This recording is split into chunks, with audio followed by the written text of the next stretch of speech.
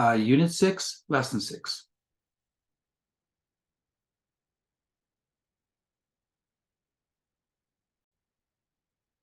Hey guys, welcome back to Unit 6, Caring for Individuals and Families, Lesson 6, Safety and Conservation in Housing.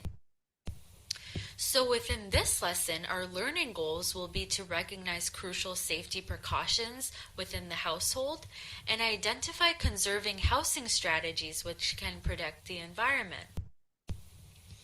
So, in order to meet the safety and security needs, we must look at falls first.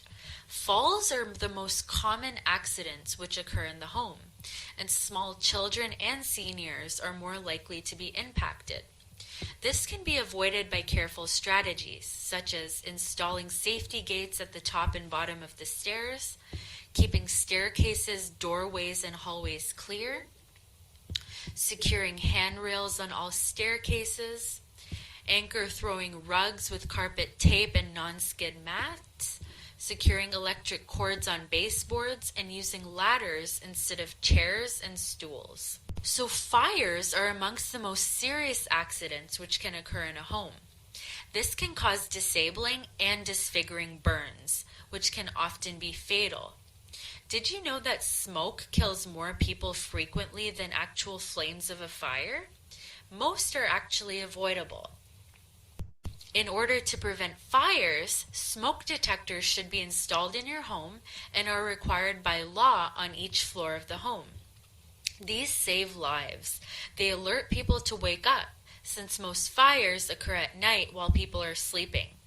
Most of them run on batteries and must be changed every 6 months.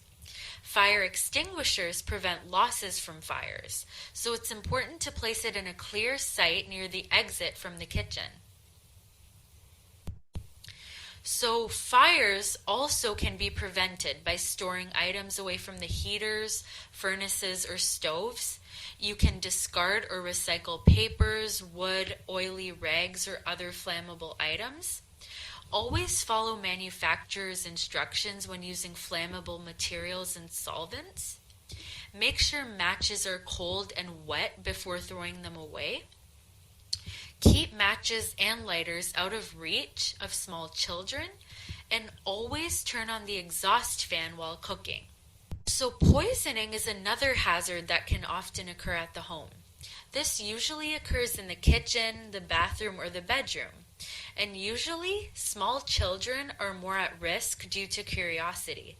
So it's important to always store toxic items safely and never keep cleaning items near food.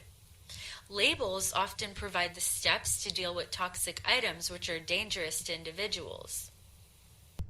Certain precautions can be taken in order to prevent poisoning. So when there are children living in your home, keep medicines out of reach. Keep them locked, actually. Household cleaning products should be locked as well, and child-proof locks are available in stores. Also, carbon monoxide is a deadly odorless gas. It can be produced by furnaces, gas stoves, heaters, and other appliances. And if this happens during sleep, a family may not wake up. So it's always important to install a carbon monoxide detector. So electrical hazards are more common in the household because electricity is an important resource in life. It provides a reliable source of energy, but it can be dangerous or even fatal. Just avoid plugging in too many electrical appliances into the same outlet to prevent circuit overload. Never use an appliance near water or with wet hands. This can avoid shocks. Repair or replace damaged cords. Do not run cords under rugs or carpets, and cover all unused outlets with childproof covers. So every single area in the home has potential safety hazards. So in the kitchen, it's important that you wipe up spills immediately. Keep the stove and sink areas well lit. Keep pot handles turned to the center of the stove. Also, limit the amount of grease on the stove. And dry your hands before plugging and unplugging an appliance. Keep a functional fire extinguisher near you at all times. Also, in a living space in cold climates, keep steps and walks clear of snow and ice. Keep the traffic well lit.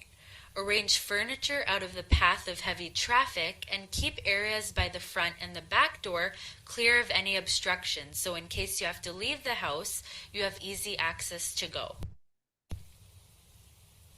In the bathrooms, you should never use an electrical appliance while in the bathtub. Never.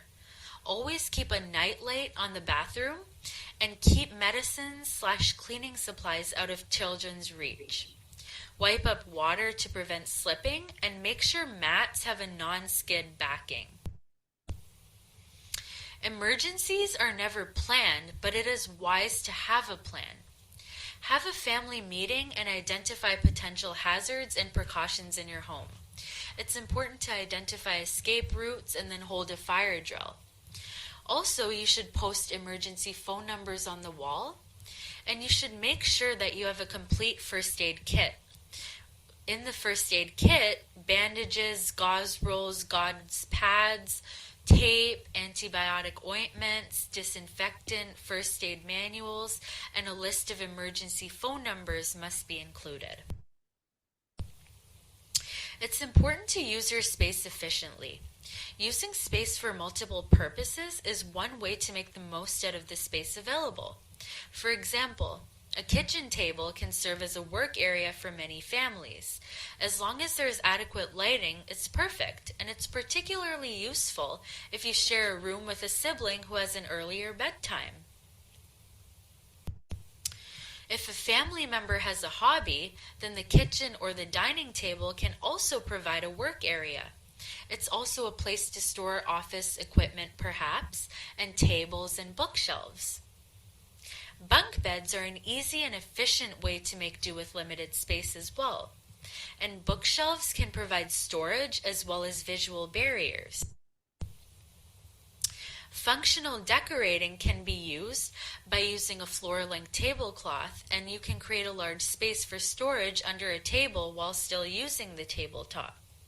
A dust ruffle around the bottom of the bed can hide storage boxes filled with off-season clothing and equipment. Colorful fabric bags can be made to hold laundry, clothes, shoes, and other items, and can also be used to make storage compartments for reading materials. In order to further perform functional decorating, you can use sofa beds, which can be used as both a sofa and a bed, a TV accessory holder to limit the amount of remotes laying around, a smart home system, etc. So there are many environmental concerns, such as polluted air and water, overflowing landfill sites, and large amounts of toxic waste. And these are as a result of decisions and actions that we make in our homes. Some sources are renewable and can be replaced, such as supplies of fresh air, water, and minerals. They are produced continuously, however, there can be an interference. Trees and other plants are renewable as well, but need human work. The types of housing that we choose to live in and the type of amount of energy we use and the type of products we purchase are all subject to environmental concerns. So non-renewable sources do not replace themselves. These can be copper, iron, and fuels, which are available now but will eventually run out one day. Both industrial and residential communities are quickly taking over natural farmlands and habitats. In order to protect our natural resources, we must use strategies of conservation. For example, go digital instead of paper. Use a J-cloth rather than multiple paper towels. Use less electricity. Turn off lights when they're not being used. Do not waste food, and reduce, reuse, and recycle. So, do not waste any water, because water is critical for food preparation, cleaning, as well as personal hygiene. And it is vital for us to stay alive. The average human can only go 3 days without water. Take quick showers instead of baths, And don't wash dishes under continuously running water. Water lawns and gardens and do laundry after peak hours. It's also important to conserve energy. Energy is the power that is used to produce something else. It can be used for heating, cooling, lighting, food preparation, entertainment, etc. Oil and gas are also forms of energy, but they must be preserved. It's important to turn off lights and appliances when not in use, and instead of turning up the thermostat, put on a sweater, unless there are crazy winter conditions. Do your best to air dry clothes as well. Reduce, reuse, and recycle. Consider things such as packaging waste. You can avoid using the energy it takes to produce, use, and discard unnecessary packaging. Avoid buying disposable plates, paper towels, and cups. Try and buy in bulk. Buy your food naked, such as fresh fruits and vegetables, and purchase environmentally friendly household products. Reuse items to provide them to someone else to reuse. Use refillable containers such as manual pump sprayers instead of aerosol cans. Use packages as store containers once they are empty. Compost all organic waste to use on your garden. Then there's less of a chance of something ending up in a landfill. So it's important that you encourage recycling in your community as a whole. So now I will have you guys